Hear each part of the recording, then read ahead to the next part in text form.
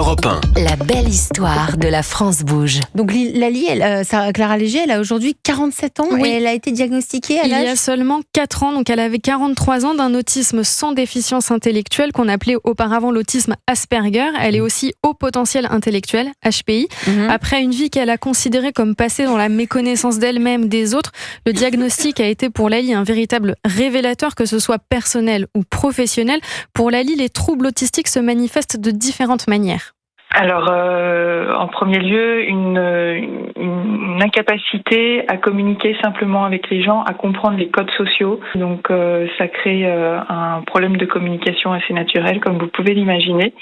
Par ailleurs, beaucoup d'anxiété, beaucoup de stéréotypie. Donc, le fait d'avoir des mouvements répétitifs quand je suis anxieuse, par exemple. Son parcours professionnel a donc été compliqué, vraiment, ça l'a mené à un burn-out en 2018. Le diagnostic posé lui a permis de pouvoir bénéficier des aides, notamment de la maison départementale des personnes handicapées. Elle a une reconnaissance de la qualité de travailleur handicapé aussi pour pouvoir bénéficier, entre autres, d'aménagements dans son travail. Ça peut se traduire par peut-être plus de télétravail que d'autres collègues. Ça peut être avoir des horaires décalés. Il faut que les choses soient extrêmement claires quand on me donne une mission. Alors je suis en capacité de faire cette mission-là, mais je ne suis pas en capacité de mettre des limites.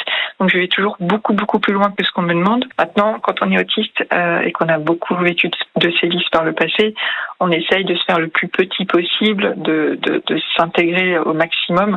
Mais encore une fois, sans avoir les codes qui vous permettent d'y parvenir parfaitement. Parce qu'on en parlait tout à l'heure. C'est dur, ce qu'elle dit. C'est difficile. C'est une femme et elle a longtemps caché qu'elle était autiste et ça a été hyper difficile de s'assumer en fait en 2020. Elle s'est auto-censurée. Exactement. En 2020, Lali, elle a décidé de créer Aspie at Work, qui est devenue aujourd'hui Atipi at Work. C'est une structure qui sensibilise les entreprises à l'insertion et à l'accompagnement des personnes autistes. Et il y a une vraie évolution, elle le constate dans les mentalités.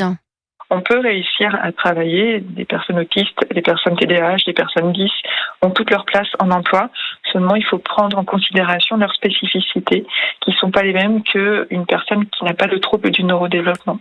Donc, c'est important de voir que les entreprises se lancent sur ce sujet-là. Et alors, au départ, je donnais pas que des conférences sur l'autisme ou des sensibilisations à l'autisme ou au TND, mais de plus en plus, c'est quand même la demande qui prévaut de ces dernières semaines et ces derniers mois. Ça bouge, c'est positif. Mais c'est bien, ça fait du bien. Mais l'aspect femme, je ne pensais pas que c'était un sujet à ce point-là. Oui. Quand on est une femme et quand on est autiste, que la difficulté est encore plus importante.